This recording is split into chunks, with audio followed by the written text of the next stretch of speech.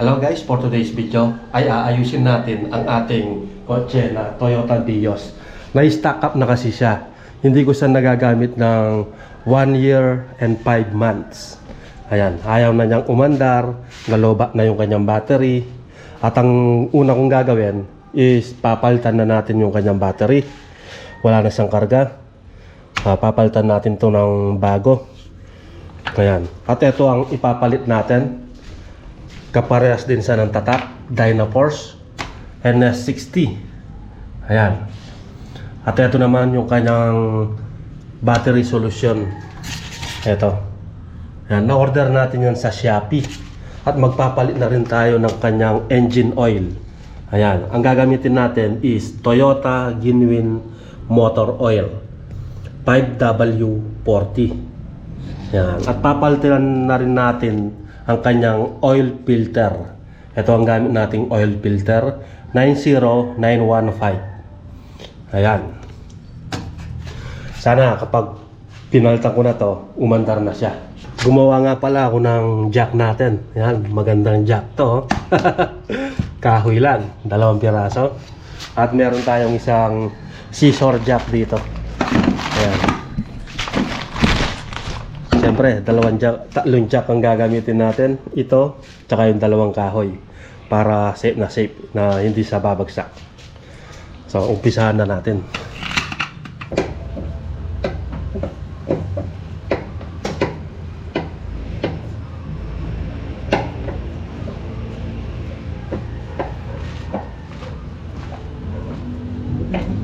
So, ngayon, i-drain na natin yung ating kotse.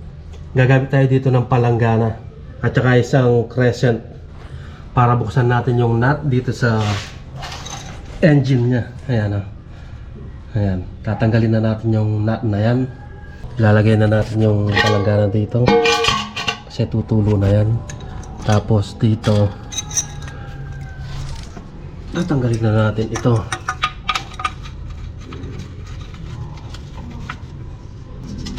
Yan. Yan na.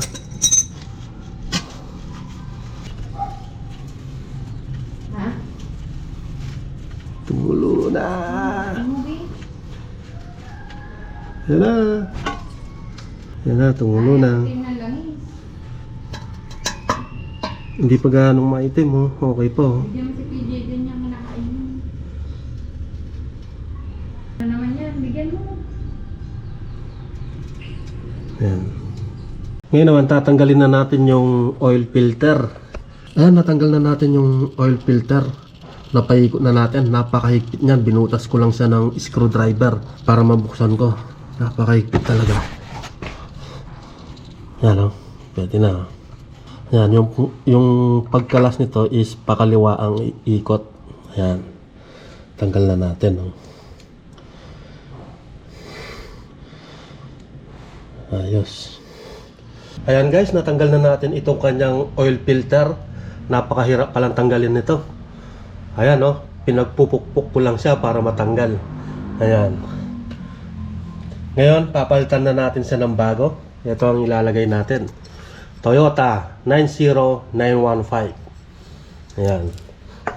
At ito ang ating Toyota engine oil. Ayan. Lalagyan muna natin to ng langis. Tapos dito sa kanyang O-ring lalagyan din natin bago natin ilagay.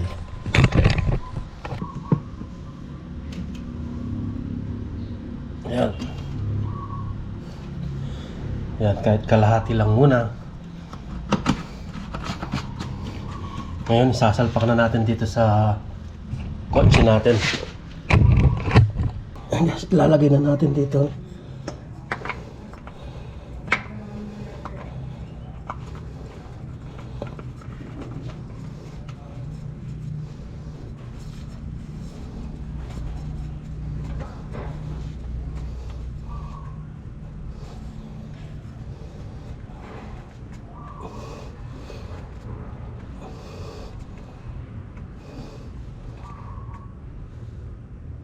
Ayan, pwede na. Mahigpit na. Yung nut ng oil fan, lalagyan natin ng Beta Gray para hindi tumagas yung oil. Yan, dito lang naman sa gilid, konti lang. Para sure na hindi tatagas. Ayan guys, nalagyan na natin siya ng Beta Gray. Ayan, dito lang. Ngayon, ilalagay na natin. Ayan, punasan muna natin para malinis bago natin ilagay ang ating nut.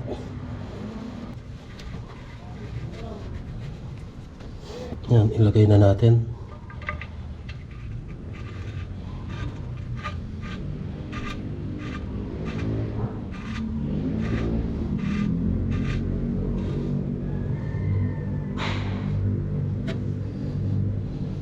Then punasan natin yung sobra.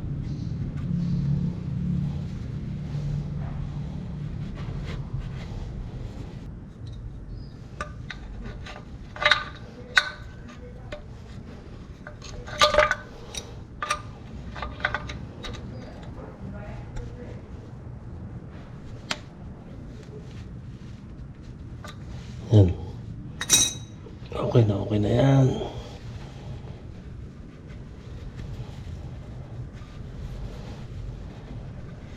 Tatanggalin na natin ang ating jack.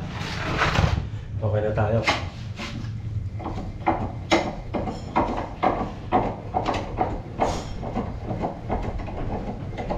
Ang susunod naman natin gagawin is papalitan na natin yung battery.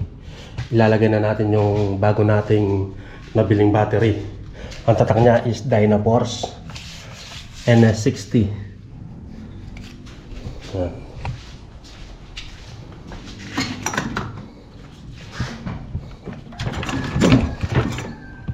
Right.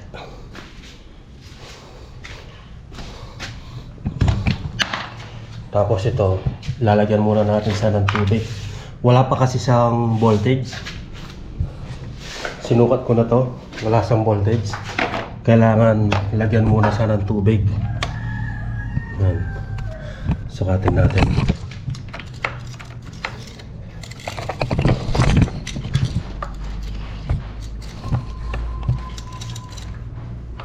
Oh, wala pa siyang voltage. Kailangan muna natin siya ng lagyan ng battery solution para magka-voltage siya. Yan. Dito natin ilalagay yung battery solution dito sa nakatakip na to. Ayan, oh. Ito yung battery solution. Yan. Oriental Motolite ang tatak. Sulfuric acid 1.250 SG. Yan, ilalagay na natin.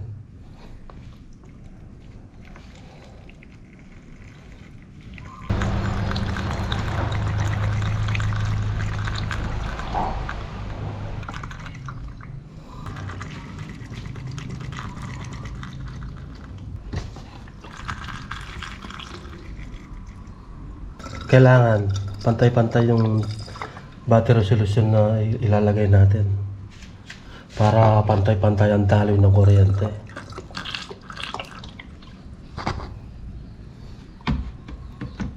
Ayan, lahat ng tubig niya ay pantay-pantay na yung level ng kanyang tubig. Tatakpan na natin.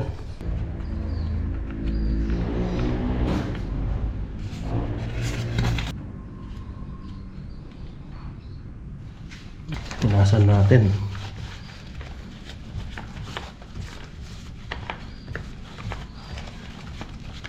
Sabi sa manual, after 1 hour, meron na tong voltage measurement. Ayan, oh, meron na siyang voltage, oh. Meron na tayong nakukuhang 12 volts. Nagkaroon agad siya pagkatapos natin lagyan ng battery solution. Napakagaling, oh.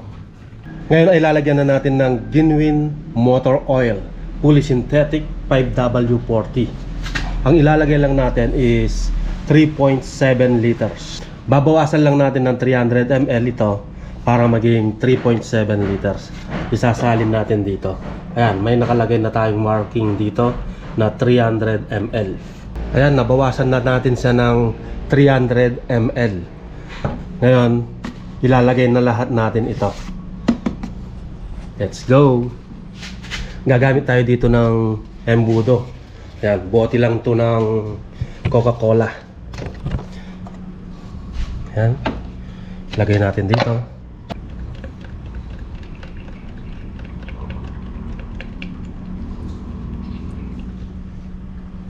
Yup. Kalati muna ang nilagay natin. Double check muna natin.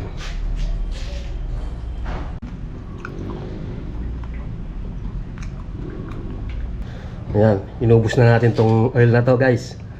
Ayan, oh. Alright. Woohoo! Sana umandar na tong car.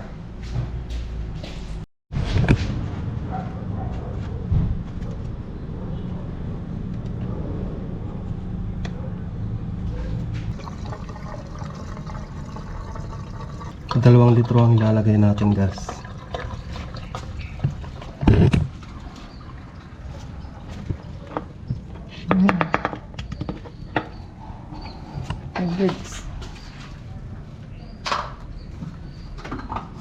Ngayon naman ay ilalagay na natin itong bagong baterya natin na 12 volts. Ang tatak niya is Dynaforce NS60. Ayan.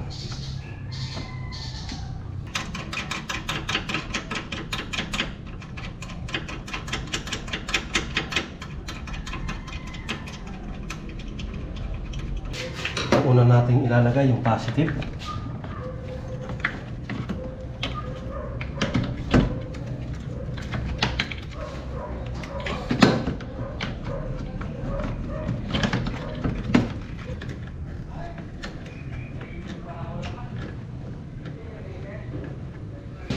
Then, ilalagay na natin yung negative. Ano yun? May tulog na.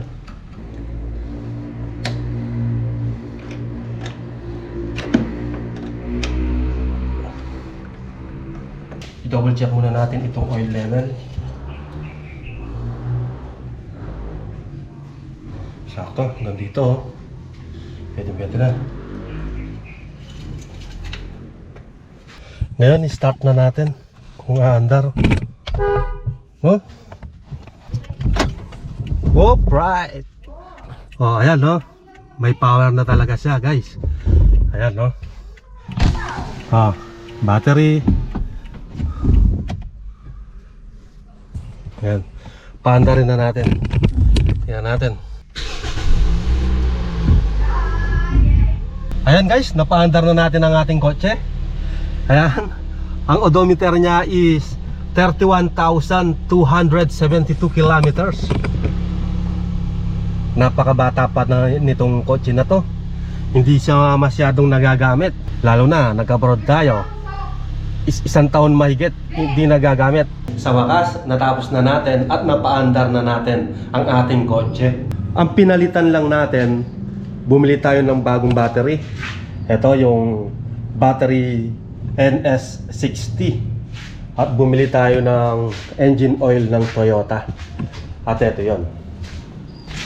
Ayan, ang presyo nito is 1,300 pesos kasama na yung oil filter, at yung battery naman ang presyo niya is 2,670 pesos. Ang total na nagastos ko sa pag-aayos ng ating Toyota Vios ay 3,970 pesos. Ayan, okay na tayo dito. Umaandar na.